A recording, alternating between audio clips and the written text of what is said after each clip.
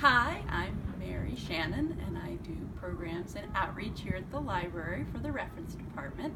And I'm going to read Alexander and the Terrible, Horrible, No Good, Very Bad Day by Judith Viorst.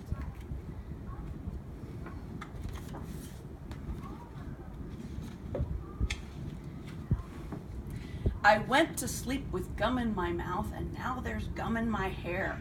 And when I got out of bed this morning, I tripped on the skateboard, and by mistake I dropped my sweater in the sink, and while the water was running, and I could tell it was going to be a terrible, horrible, no good, very bad day. At breakfast, Anthony found a Corvette Stingray car kit in his breakfast cereal box, and Nick found a junior undercover agent code ring in his breakfast cereal box. But in my breakfast cereal box, all I found was breakfast cereal. I think I'll move to Australia. In the carpool, Mrs. Gibson let Becky have the seat by the window. Audrey and Elliot got seats by the window too. I said I was being scrunched. I said I was being smushed. I said if I don't get a seat by the window, I'm going to be carsick. No one even answered. I could tell it was going to be a terrible, horrible, no good, very bad day. At school, Mrs. Dickens liked Paul's picture best of the sailboat better than my picture of the invisible castle. At singing time, she said I sang too loud. At counting time, she said I left out 16. Who needs 16? I could tell it was going to be a terrible, horrible, no good, very bad day. I could tell because Paul said I wasn't his best friend anymore, and he said that Philip Parker was his best friend, and that Albert Moyo was his next best friend, and that I was only his third best friend. I hope you sit on a tack, I said to Paul. I hope the next time you get a double-decker strawberry ice cream cone, the ice cream part falls off the cone part and lands in Australia. There were 2 cupcakes in Philip Parker's lunch bag, and Albert got a Hershey bar with almonds, and Paul's mother gave him a piece of jelly roll that had little coconut sprinkles on the top. Guess whose mother forgot to put in the dessert? It was a terrible, horrible, no good, very bad day. That's what it was, because after school my mom took us all to the dentist, and Dr. Fields found a cavity in me. Come back next week and I'll fix it, said Dr. Fields.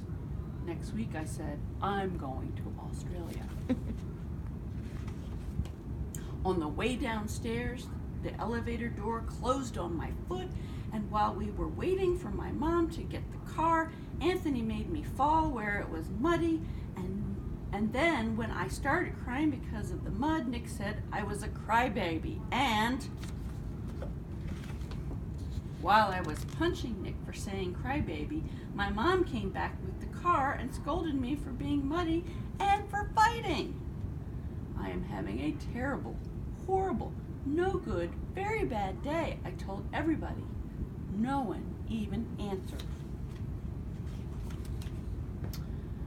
So then we went to the shoe store to buy some sneakers.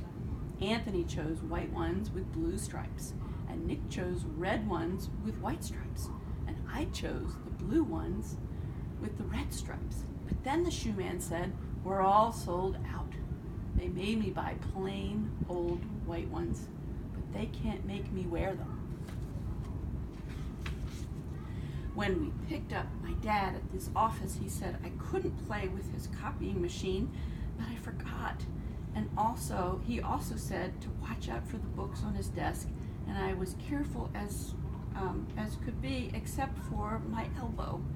And he also said don't play around with his phone, but I think I called Australia. My dad said, please don't pick him up anymore. It was a terrible, horrible, no good, very bad day. There were lima beans for dinner, and I hate lima beans. There was kissing on TV, and I hate kissing. My bath was too hot. I got soap in my eyes. My marble went down the drain, and I had to wear my railroad train pajamas. I hate my railroad train pajamas.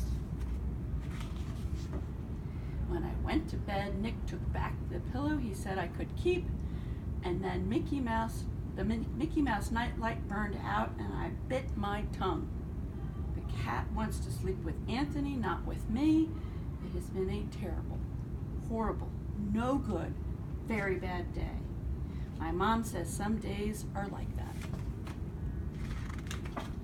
even in Australia. The end.